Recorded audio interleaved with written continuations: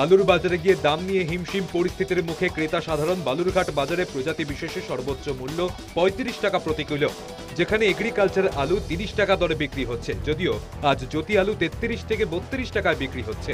অন্যান্য বছর এই মরশুমে যে আলুর দাম ১৫ থেকে ১৮ টাকা থাকতো, সেখানে এবছর আকাশ ছোঁয়া হওয়ায় বিপাকে সাধারণ মানুষ। শান্তিনিকেতনে রবীন্দ্র ভবন মিউজিয়াম দেখতে আসা পর্যটকদের গুনতে হবে অতিরিক্ত মাসুল। রবীন্দ্র ভবনের প্রবেশ মূল্য ছিল বিদেশিদের জন্য ৫০০ টাকা, সার্ক দেশগুলির নাগরিকদের জন্য ছিল ৩০০ টাকা, ভারতীয় নাগরিকদের জন্য ৭০ টাকা, যা বেড়ে বিদেশিদের জন্য করা হয়েছে এবার ১০০০ টাকা। সার্ক দেশগুলির নাগরিকদের জন্য যা হয়েছে ৫০০ টাকা, আর ভারতীয় নাগরিকদের জন্য এখন থেকে ১০০ টাকা ধার্য। পড়ুয়াদের জন্য ধার্য ১০ টাকা, তবে পড়ুয়াদের জন্য আগের প্রবেশ মূল্যই বহাল রয়েছে।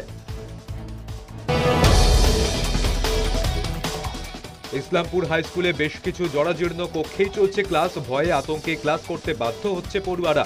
কোথাও ক্লাসরুমের মেঝে প্রায় ১ ফুটের বেশি পর্যন্ত বসে গিয়েছে। ক্লাস চলাকালীনই কখনো খসে পড়ছে পলেস্তারা। বৃষ্টি হলেই জল চুইয়ে পড়ে। কখনো এই চরম অবস্থার মধ্যে দিয়েই হিমশিম খেতে হয় ছাত্রছাত্রীদের। আর এই রকম চরম অবস্থার মধ্যে দিয়ে চলছে ইসলামপুরের অন্যতম শিক্ষা প্রতিষ্ঠানটি।